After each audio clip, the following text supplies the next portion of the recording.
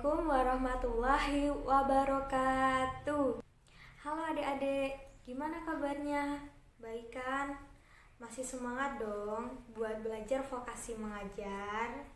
Sebelumnya kakak mau bilang terima kasih banget karena adik-adik sudah hadir dan mau mempelajari materi yang kita siapkan mulai dari pengajaran 1 sampai pengajaran 4 saat ini. Semangatnya terus dijaga ya adik-adik. Nah, sebelum kita lanjut ke pengajaran keempat, alangkah lebih baiknya kita untuk berkenalan terlebih dahulu. Adik-adik, kan waktu pengajaran kemarin itu kan ditemenin sama Kak Nafisa. Nah, sekarang aku yang akan menemani kalian untuk belajar. Tapi sebelumnya izinkan kakak untuk memperkenalkan diri terlebih dahulu, yaitu nama kakak Dela Kustiawati.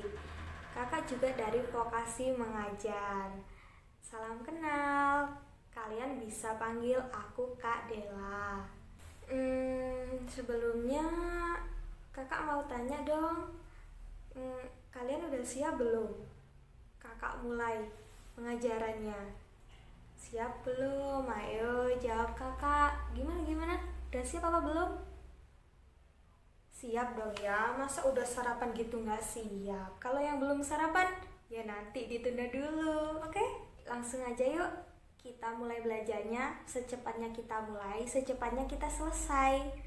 Nah, adik-adik, di pengajaran keempat kali ini kita akan membahas ilmu pengetahuan sosial. Nah, kakak mau bertanya dulu nih, kira-kira adik-adik udah pada tahu belum ya apa itu ilmu sosial? Padahal ilmu sosial itu yang ada di sekitar kita loh, masa nggak tahu sih? Hayo apa? Ya udah, langsung saja yuk kita simak video berikut ini agar kita lebih mengerti apa itu ilmu pengetahuan sosial. Oke adik-adik, kakak mau jelasin dulu nih ya. Jadi, ilmu pengetahuan sosial itu adalah sekelompok disiplin akademis yang mempelajari aspek-aspek yang berhubungan dengan manusia dan lingkungan sosialnya. Gimana nih adik-adik? Udah jelas belum penjelasannya yang barusan? Pasti jelas dong. Kalau belum jelas, nanti diputar lagi ya videonya, dipelajari lagi. Jangan lupa untuk dicatat, ingat dicatat. Terus nanti dipelajari. Karena kita belum tentu menyimpan video itu, nanti kesimpannya itu lama. Siapa tahu videonya itu atau video ini bisa kehapus kapan saja. Kita kan nggak tahu, maka dari itu jangan lupa untuk mencatat apa yang kakak jelaskan selama pembelajaran ini berlangsung. Oke? Kan adik-adik pintar. Nah, tadi kan udah ilmu sosial itu apa. Sekarang kita mempelajari bab sumber daya alam.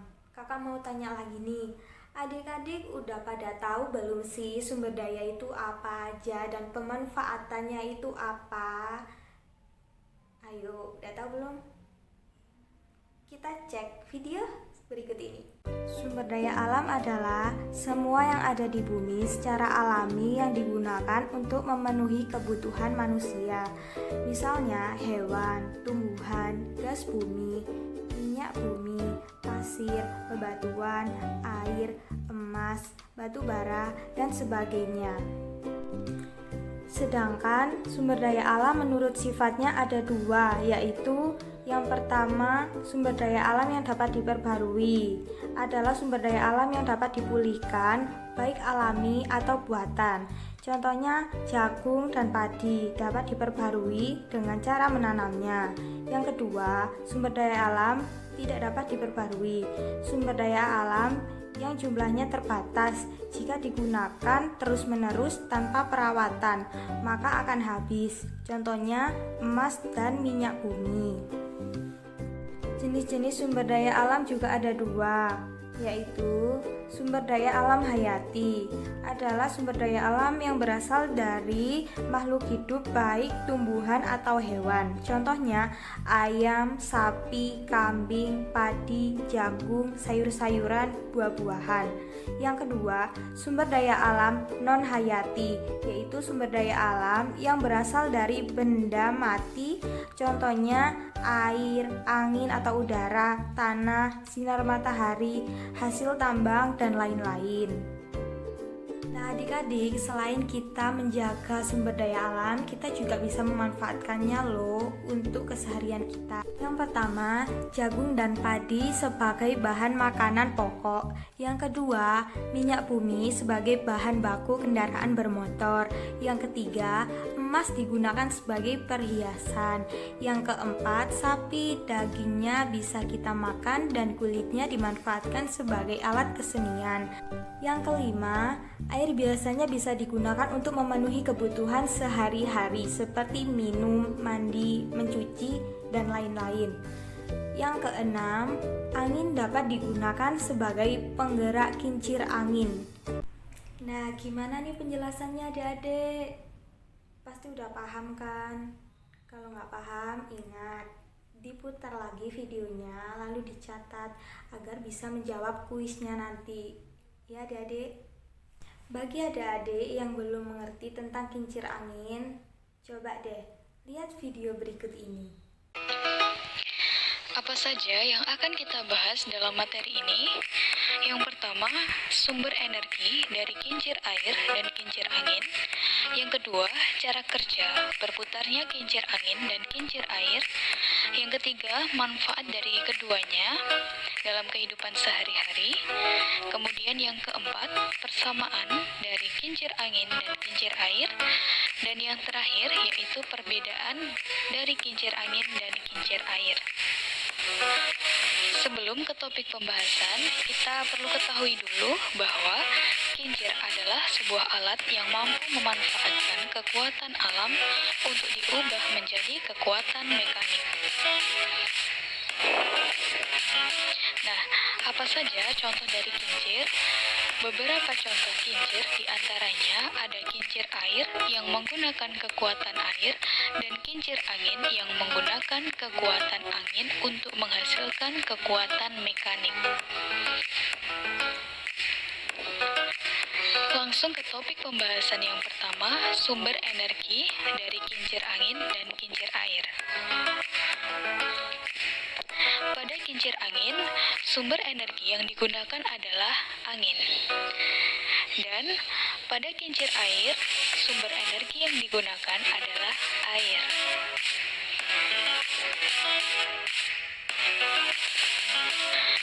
Kemudian, topik pembahasan yang kedua tentang cara kerja dari kincir angin dan kincir air. Cara kerja kincir angin adalah hembusan angin yang mendorong baling-baling pada kincir angin tersebut. Nah, kemudian poros ikut berputar mengikuti arah hembusan kincir angin yang tertiup oleh angin. Perhatikan video. Nah, Unyil akan jelaskan cara kerja kincir angin nih. Angin menggerakkan kincir yang berada di bagian atas bangunan.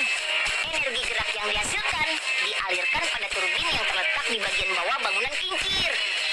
Turbin yang berputar membuat roda kayu yang berada di air bergerak atau berputar. Nah, kayu tersebut menggerakkan air menuju kincir yang lebih tinggi. Dengan kata lain, air dari tempat yang rendah bisa bergerak ke tempat yang tinggi dengan dorongan roda kayu. Wah, salut banget buat orang Belanda. Mampu menaklukkan kondisi alam yang tidak menguntungkan, jadi bersahabat dan bermanfaat.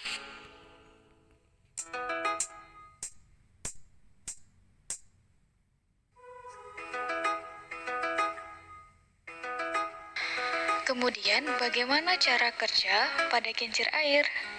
Nah, Saat air mengalir mengenai kincir, maka turbin pada kincir berputar pada porosnya. Semakin kuat air mengalir mengenai kincir, maka kincir air akan berputar semakin kuat. Perhatikan video berikut. Kita buka ya. Kita buka Mas ya. Satu, hitung. Tuh, balikin.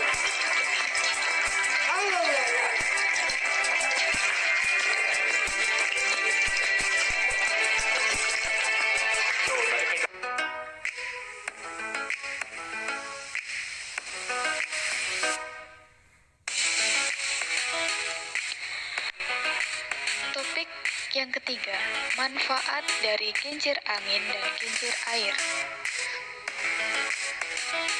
Yang pertama, sebagai pembangkit listrik. Bisa pembangkit listrik tenaga air, bisa pembangkit listrik tenaga angin.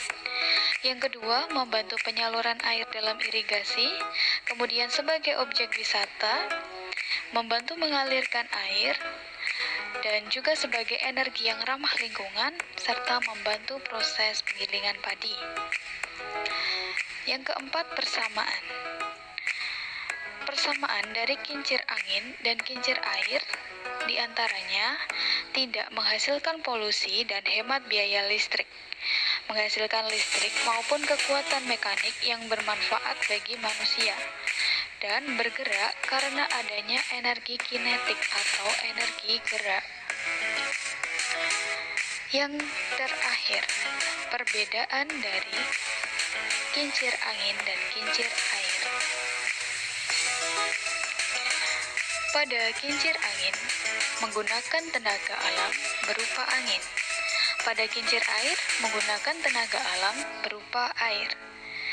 Kincir angin ditempatkan di daerah tinggi yang banyak aliran udara, sedangkan kincir air ditempatkan di daerah aliran sungai yang deras. Oke, pembelajarannya sampai sini dulu ya adik-adik. Semoga apa yang kita pelajari hari ini bermanfaat untuk diri kita dan orang lain.